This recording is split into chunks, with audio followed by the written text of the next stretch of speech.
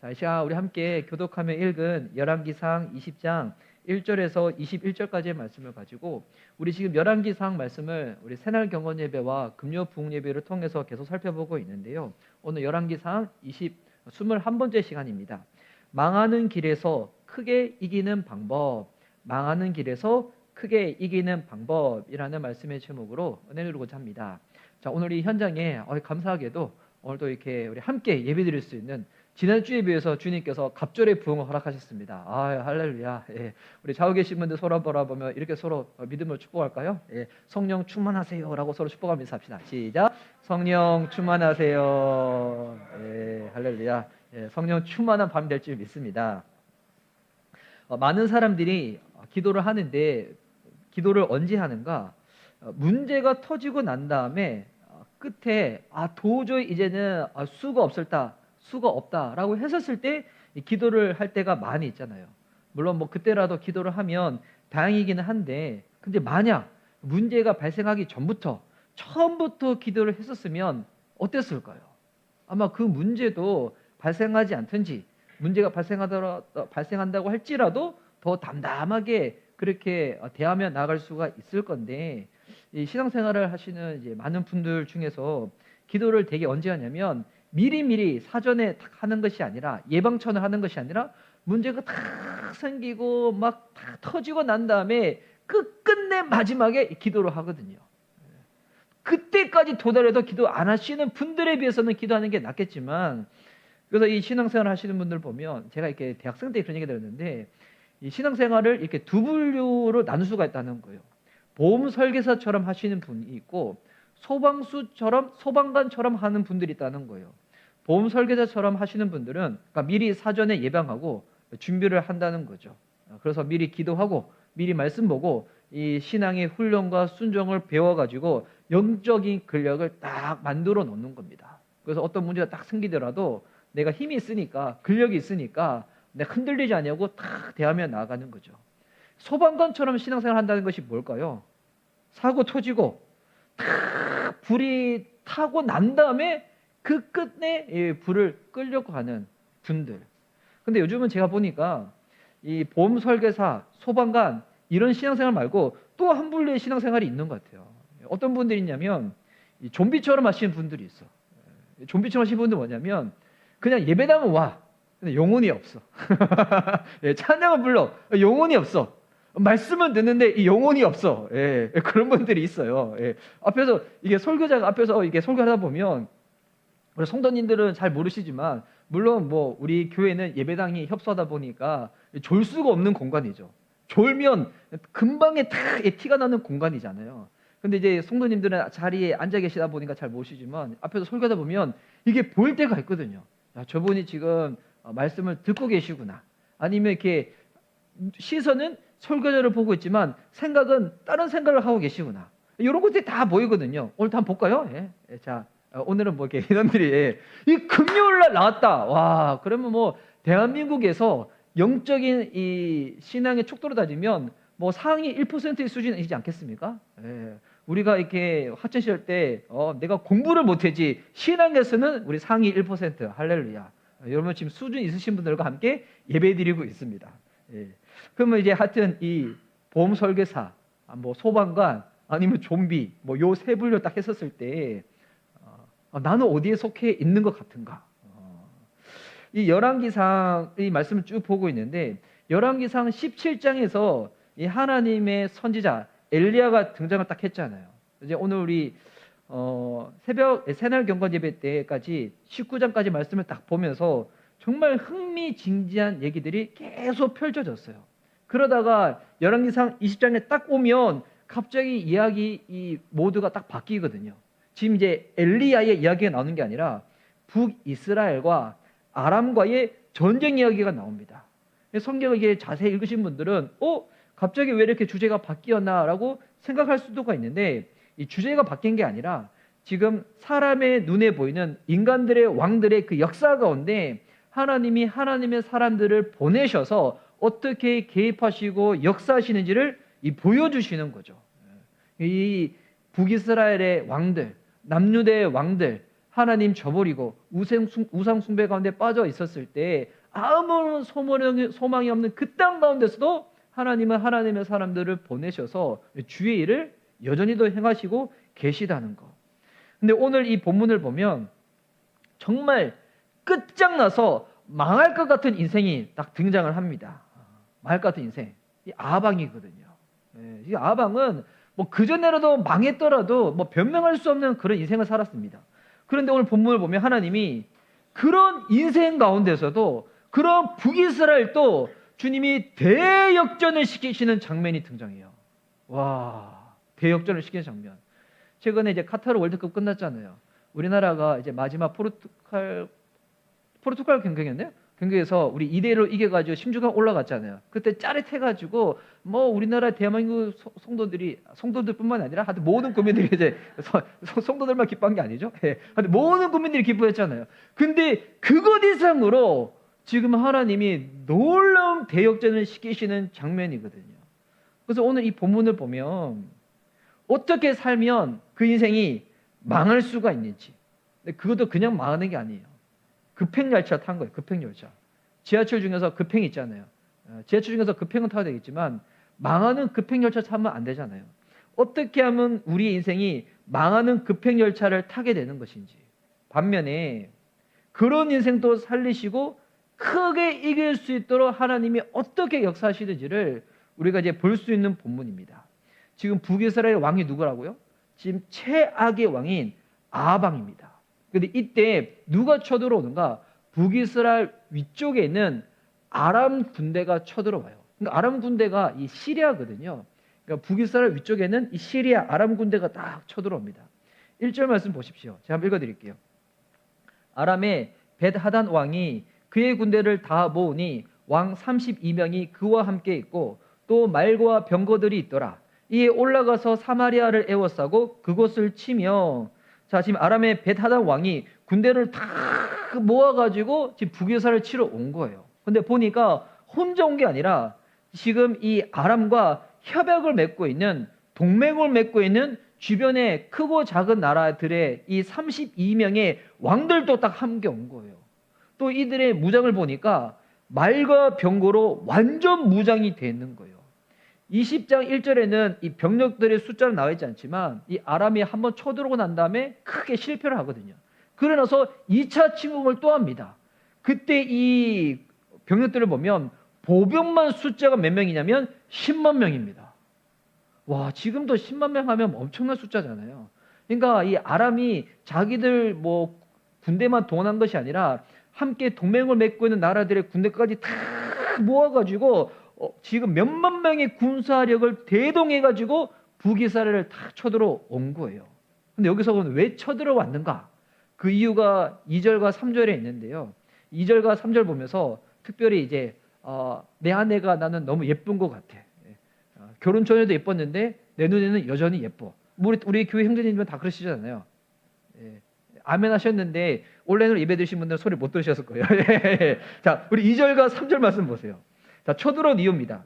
사자들을 성 안에 있는 이스라엘의 아방에게 보내 이르기를 벳하닷이 그에게 이르되 내 은금은 내 것이요 내 아내들과 내 자녀들의 아름다운 자도 내 것이니라 하매. 자, 지금 북이스라엘 쳐들어왔는데 왜 쳐들어왔는가? 사람이든 은금이든 다 내 것이라는 거예요. 근데 보니까 또 예쁜 거는 좋아해가지고 아름다운 자들은 다 내 것이라는 거예요. 예. 지금 이제 아내가 이쁘신 분들 지금 큰일 났어요. 지금 와가지고 지금 뺏기게 생긴 거예요. 다 내 것이라는 거예요. 완전 도둑놈 보지 않습니까? 예. 힘 동원해서 와가지고 갑자기 다 내 거야! 라고 하는 거예요. 그러면 이게 벳하단 왕이 와가지고 요런 이렇게 얘기를 딱 하면 아하방 같은 경우에 이 본인이 존심이 있으면 왜 이게 네 거야! 내 거지! 라고 대들어야 되잖아요. 그런데 이렇게 하는데 아하방이 어떻게 반응을 하는가? 완전히 겁을 먹어가지고 4절 말씀 보세요. 이스라엘의 왕이 대답하여 말하기를 내 주 왕이요. 벌써부터 뭐라 합니까? 내 주 왕이래. 예, 내 주 왕. 자기가 왕이면서 예, 내 주 왕이요. 이 완전히 이게 그러니까 4대 사상이죠. 내 주 왕이요. 왕의 말씀같이 나와 내 것은 다 왕의 것이니이다 하였더니 다 당신 것 맞다는 거예요. 그러니까 아방이 왜 이렇게 했을까요? 지금 엄청난 군사력에 포위당해가지고 만에 하나 비를 잘못 건드렸다가 본인의 목숨까지도 다 이렇게 죽을 것만 같은 거니까 지금 비굴하게 어떻게 하는 거예요? 다 동의해 주는 거예요. 근데 이때 아람의 베다단이 이 정도 수준에서 다 머물지 않고 또 어떻게 하냐면 이 사람을 또 보내요. 지금 아람 왕이 베다단이 딱 오고 난 다음에 지금 다 내 것이라 했잖아요.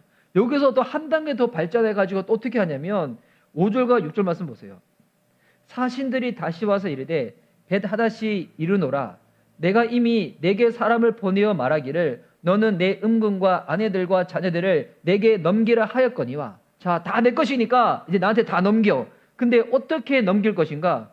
6절 말씀 보니 내일 이맘때쯤에 내가 내 신하들을 내게 보내리니 그들이 내 집과 내 신하들의 집을 수색하여 내 눈이 기뻐하는 것을 그들의 손으로 잡아 가져가리라 한지라.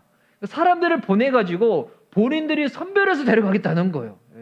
그러면 다 데려가고 사람들 다 보면서 아, 요 놈 쓸만하다.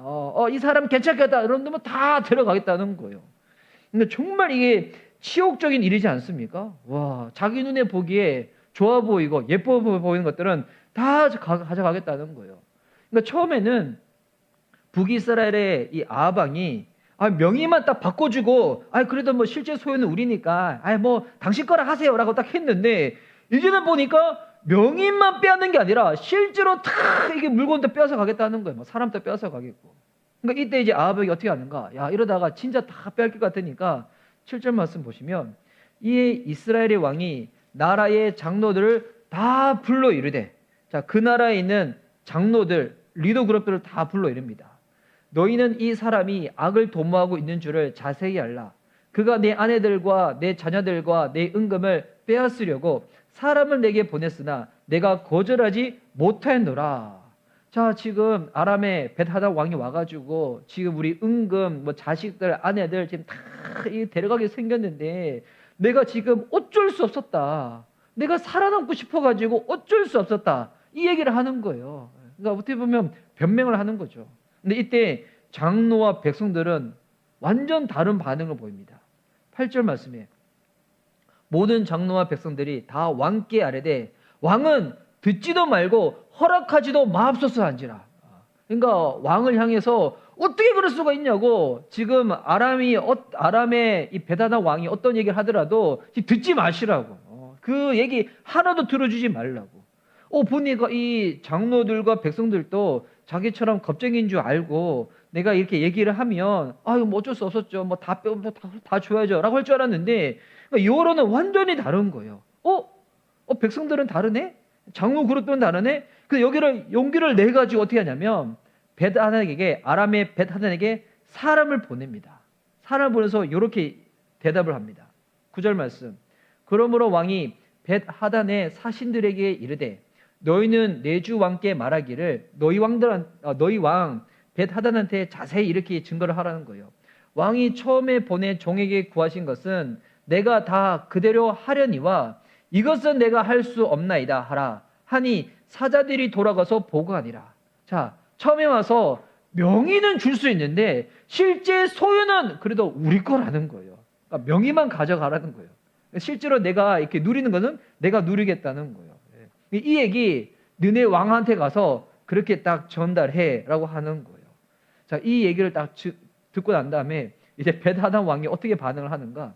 10절 말씀 보니까 그때 벳하닷이 다시 그에게 사람을 보내어 이르되 사마리아에 부스러진 것이 나를 따르는 백성의 무리의 손에 채우기에 족할 것 같으면 신들이 내게 벌 위에 벌을 내림이 마땅하리라 하매.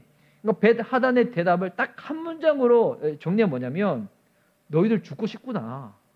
너희들 지금 간땡이가 부어가지고 죽고 싶구나. 딱 이야기를 하는 거예요. 그래서 11절에 이스라엘 왕이 대답하여 이르되, 근데 그 얘기를 듣고 나서 아합은 또 이렇게 반응합니다. 이르되 갑옷 입는 자가 갑옷 벗는 자 같이 자랑하지 못할 것이라 하라 하니라. 이 갑옷을 벗는다는 의미는 뭐냐면 전쟁을 끝낸 자들이 갑옷을 벗는 거거든요. 그러니까 아합 왕이 갑자기 뭐라 하냐면 길고 짧은 것은 대봐야 알지 않겠냐고. 지금 너희들이 우리를 공격하고 쳐들어온다고 할지라도 한번 뭐 대보자는 겁니다. 대보자는 거. 그러니까 이 지금까지의 이 아방의 모습을 딱 보시기 바랍니다. 지금 어떤 모습을 보이고 있습니까?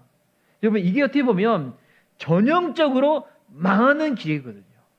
지금 이 아방이 사람도 부르고 이렇게 얘기도 하지만 지금 결정적으로 뭐가 빠져 있습니까? 뭐가 빠져 있습니까? 이 북이스라엘과 남유다의 왕들을 딱 볼 때 늘 기준이 되는 그 왕이 있었어요. 누구였나요? 다윗이었죠. 다윗은 신앙이 온전한 인물이라고 이 열왕기 상에 나와 있는데, 다윗의 신앙의 온전함이 그의 신앙생활 가운데 부족함이 전혀 없다라는 그런 뜻이 아니거든요. 실수도 많았고 허물도 많았지만 그럼에도 다윗은 늘 하나님께 나아가서 물어봤던 사람이었거든요. 근데 다윗의 인생의 특징이 뭐냐면 하나님께 묻는 인생이었다는 거예요. 근데 아합의 모습을 보면서 전혀 발견이 안 되는 게 있죠. 그러니까 우상 숭배 가운데 쩔어 있는 자들이라 보니까 뭐 이거 그런 모습을 기대할 수도 없겠지만 하나님께 기도하지 않습니다. 하나님께 물어보는 모습이 전혀 없었다는 거예요. 처음에 어떻게 반응했습니까? 처음에는 스스로 판단했죠. 야, 지금 이 두려운 상황 가운데 어떻게 하면 살아남을 수 있을까? 여기서 두 번째는 어떻게 반응했습니까? 사람들 불러와가지고 사람들한테 물어보는 겁니다. 또 그들의 반응을 살피면서 이 사람들이, 이 장로들이, 백성들이 이렇게 반응하네 라고 하면서 용기를 내가지고 이 객기를 딱 부리는 거죠. 이게 전형적으로 망하는 방법이라는 겁니다. 뭐 그렇다고 해서 사람들한테 묻지 말고 교제하지 말고 이런 게 아니죠. 그런 걸 하더라도 결정적으로 해야 될 게 뭐겠습니까? 하나님께 묻고 기도하는 거죠. 묻고 기도하고 의견을 나누는 거랑 전혀 기도하지 않고 전혀 묻지 않고 나누는 거하고는 완전히 차원이 다른 거잖아요. 이 문제가 생겼을 때 우리는 되게 문제를 처음에는 이게 크지 않다 보니까 작았을 때, 미비할 때 어떻게 생각하냐면 요 정도는 해결하지 않고 방치해도 크게 상관없겠구나라고 딱 생각했다가 나중에 어떻게 됩니까? 그게 너무나 눈덩이처럼 커져 버려가지고 이제는 손을 쓸 수 없을 정도로 우리의 삶 가운데 큰 영향을 끼치게 되는 거잖아요. 이게 죄의 특성이 그렇거든요. 우리가 죄를 딱 대할 때 작아 보이는 죄, 요 정도 보는 거야, 요 정도 행하는 거야, 요 정도 틈이 벌어지는 거야, 어때? 라고 생각하면서 딱 대하지만 나중에 어떻게 됩니까? 죄라는 것은 우리의 의지로 절제가 안 되기 때문에 그게 죄라는 거거든요. 나중에는 시간이 한참 지나고 난 다음에 깨닫게 되죠. 와, 그때부터 내가 하나님을 의지하여 주님께 기도하고 물어봤더라면 어땠을까? 나중에 시간이 지나고 난 다음에 다 사고가 터지고 나고 불이 붙고 난 다음에 그때 소방관처럼 마지막에 그렇게 해결하려고 한다는 것입니다. 자, 지금 이 정도의 상황이면 이제 아방 완전 끝났잖아요. 군사력을 비교했을 때는 이거 비교가 안 되는 거거든요. 지금 아람의 벳 하단만 하더라도 지금 군사력이 엄청난데 혼자 온 것도 아니고 지금 왕 32명 동맹군들 데리고 오고 지금 뭐 병력만 하더라도 10만 명 이상이 오고 완전 무장해서 왔는데 북이스라엘은 그 정도의 병력이 준비가 안 됐거든요.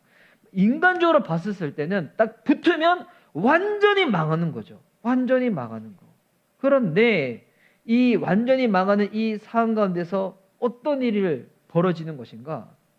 하나님이 이게 정말 이게 믿기지가 않는데 아방을 도와주세요. 하나님이 아방을 도와주세요. 여러분 어떤 분 그런 분들이 있어요. 하나님은 내 기도 응답 안 하시는 것 같아. 완전히 그 틀린 이야기입니다. 하나님은 아방 같은 사람도 도와주시는데 하물며 여러분 여기 계신 분들 중에서 나는 아합보다 못한 사람인 것 같아. 혹시 그런 분 있으세요? 나는 아합보다 못한 사람인 것 같아. 아합이 어떻게 했습니까? 금송아지 섬기고 아세라 그리고 바알 이 선제들 데리고 와가지고 막 이 사마리아 땅 가운데 그들을 섬기는 막 이렇게 예배당 짓고 막 우상 숭배하고 그랬었거든요. 혹시 여러분 집에 산당 있으신 분들 있어요? 하나님도 믿는데 여전히도 이제 왜 신년이 왔으니까 내년에 어떻게 될까 사주팔자 전 보시는 분들이 있어요. 요즘 크리스찬들 중에서 이제 한 해가 지나가니까 그렇게 점집을 많이 찾으시는 권사님들, 장로님들이 계시다고 하시더군요. 예. 그런 분들은 모르겠어. 아합왕이나 수준이 비등비등할 수도 있겠지만 그래도 여러분 우리가 최소한 아합보다는 낫지 않습니까? 이렇게 생각하면 너무 교만인가요? 아니죠. 우리가 아합보다는 나아요. 그래도 특별히 금요예배 때 수많은 사람들은 심지어 그리스도인조차도 아예 뭐 이 크리스마스 날 분위기 살려가지고 막 호프집 가고 술 먹으러 가고 뭐 놀러 다니고 하는 이 날에 다른 데 가지 아니하고 이 먼 거를 옮겨서 제가 너무 흥분했네? 아 그래요? 엄청난 분들이 오셨거든요. 지금 진짜 엄청난 분들이 오셨기 때문에 이 시간까지 와서 예배를 드린다? 우리가 최소한 아합보다 나은 줄 믿습니다. 그럼 여러분 희망을 가시기 바랍니다. 주님이 아합왕과 같은 왕도 도와주세요. 너무 진짜 이게 어떻게 하나님 이럴 수가 있지? 도와주시는데 어떻게 딱 도와주시는가? 이렇게 일단 결과부터 보세요. 우리 아까 21절 말씀에 보니까 결과 어떻게 되냐면 이스라엘 왕이 나가서 말과 병거를 치고 또 아람 사람을 쳐서 겨우겨우 이겼다라 아니죠. 어떻게 이겼다고요? 크게 이겼다는 거예요. 오늘 설교의 제목이 많은 길에서 크게 이기는 방법입니다. 크게 이겼다는 거예요. 여러분 인간적으로 게임이 안 됩니다. 근데 하나님은 큰 승리를 허락해 주셨다는 거예요. 어떻게 하나님이 이런 대역전의 드라마를 딱 쓰셨는가? 그걸 한번 보려고 하는데 13절 말씀 보세요. 13절 말씀. 하나님이 한 무명의 선자를 보내십니다. 자, 한번 읽어드릴게요. 한 선지자가 이스라엘의 아합 왕에게 나아가서 이르되 여호와의 말씀이 내가 이 큰 무리를 보느냐? 내가 오늘 그들을 내 손에 넘기리니 너는 내가 여호와인 줄을 알리라 하셨나이다. 자, 하나님이 무명의 선자를 딱 보내시는 거예요. 그리고 이 무명의 선지자가 그냥 간 게 아니라 하나님으로부터 들은 말씀이 있는 거예요. 그 말씀을 딱 증거해 주시는 거죠.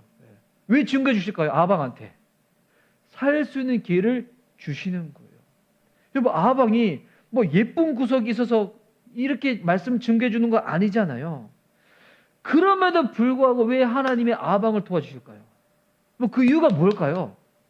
아합왕이 보니까 그냥 이렇게 직장생활 하면서 교회에서 뭐 이렇게 집사님이라 하더라도 그 뭐 회식 자리에서 막 술 얻어 먹고 막 늘 이렇게 막 세상으로 놀고 죄짓고 했는데 딱 보니까 아합왕이 그래도 뭐 주일날에는 술 냄새 풍기더라도 예배하고 꼬박꼬박 11조 드리고 그래도 남몰래 봉사해서 그런 숨겨진 구석이 있어서 그럴까요? 그런 거 아니거든요. 이유는 딱 하나밖에 없습니다. 그럼에도 불구하고 이스라엘은 하나님의 언약 백성이었다는 거예요. 이거. 그럼에도 불구하고 이스라엘은 하나님의 언약 백성이기 때문에 이런 거죠. 우리 자녀들이 아무리 우리의 속을 썩게 만다 할지라도 오늘 이제 저희 셋째가 어린이집에서 무슨 발표회가 있었거든요. 그래서 오늘 제가 이렇게 새벽 여기 왔다가 아까 또 오후에 목사님들 만나고 다시 이제 갔다가 다시 돌아왔는데 딱 발표를 하는데 여러분 제가 누구만 보였을까요? 누구만? 네. 애들이 쫙 있는데 루아가 피부가 뭐 유별나게 희긴 희지만 보니까 누구만 딱 보이는가? 루아밖에 안 보이는 거예요. 루아밖에. 저는 루아밖에 안 보이는데 저희 보니까 오늘 거기 오신 분들이 그 좁은 공간에 한 100여 명 못 되게 오신 것 같아요. 그분들도 다 저희 딸 봤겠죠. 저희 루아만 봤겠죠. 아니겠죠. 다 누구만 봤을까요? 자기들 자녀들만 봤겠죠. 하나님이 왜 북이스라엘 가운데 아합왕 그렇게 못돼 첨언인데 불구하고 왜 도와주시는가? 하나님의 언약 백성이기 때문에. 그래도 그들과 하나님이 약속하시고 그들 가운데 행하시고자 하시겠다는 주님의 약속과 계획이 있으시기 때문에 여러분 이것으로부터 역전의 드라마가 시작되는 것입니다. 역전의 드라마가. 여러분 어찌하였든 저와 여러분은 하나님의 자녀잖아요. 주님이 내버려 두지 않습니다. 주님 우리의 손을 붙잡고 있습니다. 우리가 주님의 손을 놓치는 그때에도 놀라운 주님의 은혜는 뭐냐면 주님이 여전히도 저와 여러분의 그 손목을 굳은 하나님의 그 손길로 붙잡고 계시다는 겁니다. 이게 자녀의 특권이고 권세죠. 내가 뭐라고. 근데 하나님의 그 은혜 가운데 자녀 주신 그 은혜 가운데 우리를 붙잡아 주시는 것. 이제 이후에 이 아합왕이 이 무명의 선자의 말씀을 딱 듣고 어떻게 하냐면 평소와 다른 모습을 보여요. 계속 물어봐요. 14절과 15절 말씀 보세요. 아합이 이르되 누구를 통하여 그렇게 하시리이까? 대답하되 여호와의 말씀이 각 지방 고관의 청년들로 하리라 하셨나이다. 아합이 이르되 누가 싸움을 시작하리이까? 대답하는데 왕이니이다. 그러니까 아합이 지금 무명의 선지자가 오고 난 다음에 지금 이제 뭐를 지금 배우고 있냐면 기도하는 걸 배우고 있는 거예요. 여러분, 기도는 어떻게 하는 것인가? 하나님의 이 관계 가운데서 계속 물어보는 거예요. 그게 기도예요. 한번 기도해서 아직 내 안에 제가 잘 이해되지 않고 잘 풀리지 않는 부분이 있다. 그럼 그다음부터 이제 기도 안 하는 걸까요? 아니죠. 계속 주님과의 관계 가운데 나아가서 주님께 물어보는 겁니다. 내가 이해할 때까지, 내가 깨달아질 때까지, 주의 마음을 알 때까지, 그때까지 계속 기도를 하는 거죠. 그래서 15절 말씀에도 보면 아합이 이에 각 지방 고관의 청년들을 계수하니, 이 무명의 선지자가 알려준 것처럼 지방 고관의 청년들을 통하여 주님이 승리를 허락하시겠다는 거예요. 그런데 이 지방 고관의 청년들이 군인이 아니에요. 그러니까 지금으로 따지면 쉽게 생각하면 공무원들이에요. 공무원. 뭐 7급 공무원, 뭐 5급 공무원, 그런 공무원들이요. 그러니까 뭐 하나도 전쟁과 싸움에 대해서 모르는 사람들인데, 근데 이들을 통하여 주님이 승리케 하시겠다는 거예요. 왜 이들을 통하여 주님께서 승리케 하실까요? 이 승리가 사람의 손에 의해 가지고 이겨내는 것이 아니라 하나님의 말씀에 순종했더니 주님이 큰 승리를 주시구나, 요거를 제대로 경험할 수 있도록 주님이 이런 방법을 사용하시거든요.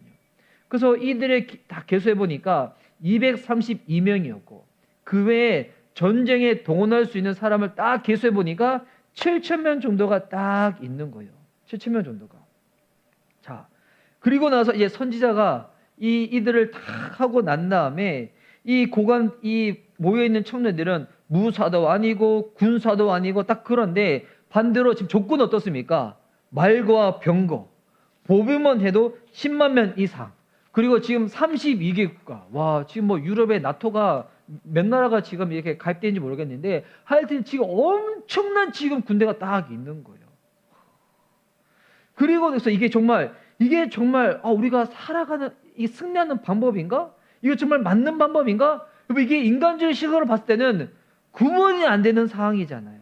근데 이때 크게 이기는 방법을 딱 알려주시는데 그게 뭐냐면 주님이 말씀하시는 대로 따라가는 겁니다. 따라가는 거. 이게 두 글자로 뭐겠습니까? 순종이죠, 순종.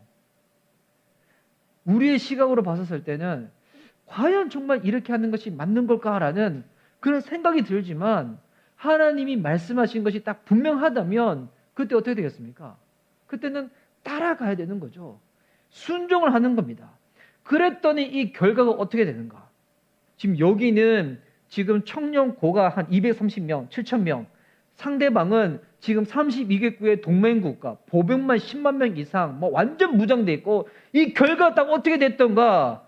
19절과 21절 말씀 보십시오. 야, 요 19절에서 21절은 너무 기분 좋은 일이 펼쳐지거든요. 우리 함께 한 목소리 크게 한번 읽도록 하겠습니다. 19절부터 21절까지. 자, 시작. 각 지방 고관의 청년들과 그들을 따르는 군대가 성읍에서 나가서 각각 적군을 쳐 죽임에 아람 사람이 도망하는지라. 이스라엘이 쫓으니 아람 왕 벳하닷이 말을 타고 마병과 더불어 도망하여 피하니라. 21절 크게 한번 읽어보도록 하겠습니다. 시작. 이스라엘 왕이 나가서 말과 병거를 치고 또 아람 사람을 쳐서 크게 이겼더라. 와, 할렐루야. 큰 승리를 경험하게 됐다는 것입니다. 여러분, 오늘 이 열왕기상 20장 1절에서 21절에 보면 망하는 방법이 무엇인가? 어떤 상황 가운데서 스스로 판단하는 겁니다. 하나님께 묻지 않고 계속 사람만 의지하는 겁니다. 끝끝내 하나님께 기도 안 한다, 묻지 않는다. 망하는 거죠. 근데 반면에 여기서 그냥 회복되는 정도가 아니라 큰 승리를 경험하는 방법이 있습니다. 그게 무엇인가? 하나님과의 관계 가운데서 계속 기도로 나아가는 거예요. 한번 기도하고 풀리지 않는다 해가지고 멈춰버리는 것이 아니라, 우리 이제 그 새날 경건 예배 때도 살펴봤지만 엘리야가 하나님으로부터 말씀을 받았잖아요. 이제 3년 동안의 북이스라 땅 가운데 가뭄이 극심했었거든요. 근데 하나님이 이제는 비를 내리시겠다는 거예요. 큰 비를 내리시겠다는 거예요. 이 엘리야가 그 말씀을 있는 그대로 믿고, 그래서 이 자기 밑에 있는 사안을 바다로 보냈거든요. 바다를 보내고 자기는 간절히 기도하죠. 이 얼굴이 무릎 사이에 들어갈 정도로 간절히 기도하는데, 근데 바다에 봤더니 무슨 일이 생겼던가? 아무 일도 안 생겼던데요. 아, 뭐야, 하나님 나한테 뭐 이렇게 하신다고 말씀하셨는데, 한 번 기도하고 포기해버리고 이렇게 하지 않았죠. 어떻게 하는가? 다시금 사안을 보내고 난 다음에 더 간절히 막 7번에 그렇게 기도했거든요. 그때 어떤 일이 벌어집니까? 손바닥만한 큰 구름이 바다 위에 딱 떠 있는 것을 보는 거예요. 믿음이 없는 사람이라면 이렇게 반응했겠죠. 뭐야, 하나님 말씀하시는 거 안 이루어지나 보다. 근데 엘리야는 그렇게 반응하지 않았죠. 그걸 보면서 큰 비가 올 거라고. 왜? 하나님이 분명히 자기에게 말씀을 하셨기 때문에. 하나님과의 관계 가운데서 한 번 기도하고 이루어지지 않았다 해가지고 가만히 있는 것이 아니라 주님의 마음을 알 때까지, 주님의 마음을 깨달을 때까지 계속 기도로 나아가는 겁니다. 그리고 주님이 말씀하실 때 순종을 하게 되면 뭐를 경험하게 되는 것입니까? 큰 승리를 경험하게 되는 것입니다. 여러분, 이게 아무것도 아닌 것 같잖아요. 관계 가운데서 계속 기도하고 순종하는 거. 여러분, 근데 이게 그리스도인들이 하나님의 승리를 경험할 수 있는 가장 강력한 방법이라는 것입니다. 가장 강력한 방법. 관계 가운데서 주님께 기도하고 들은 바 말씀 붙잡고 순종으로 나아가는 거. 혹시 오늘 온라인으로 예배 드리신 분들과 이 현장에 계신 분들 중에서 이것보다 나는 더 강력한 방법을 알고 있어요, 그런 분들 있으면 이거 댓글로 남겨주시기 바랍니다. 혹시 그런 방법 아시는 분 있어요? 목사님 그거 말고 더 강력한 방법이 있어요. 혹시 그거 아시는 분 있어요? 제가 아는 바로는 그리스도인들 가운데 하나님이 주신 가장 강력한 방법, 관계 가운데 말씀 붙잡고 기도하고 순종으로 나아가는 겁니다. 재차 강조해도 여러분 이거는 계속 강조해야 되는 겁니다. 결국 우리가 신앙생활 가운데 올 한 해를 딱 뒤돌아봤었을 때, 내가 올 처음에 다 내 결단한 게 있었는데, 내 결단만큼 왜 하나님의 은혜와 주님의 능력을 그만큼 내가 누리지 못했을까? 딴 거에 부족해서 그런 게 아니에요. 기본기 가운데 너무 충실하지 못하다 보니까.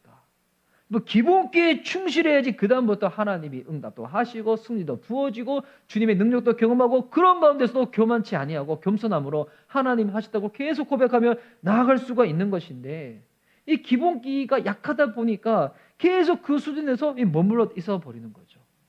올해보다 내년에는 우리 미션 리바이벌 교회가 더 많이 주의 말씀을 사모하고 읽고 깊게 나아갈 수 있는 우리 조화 여러분 성도님들이 되었으면 좋겠습니다.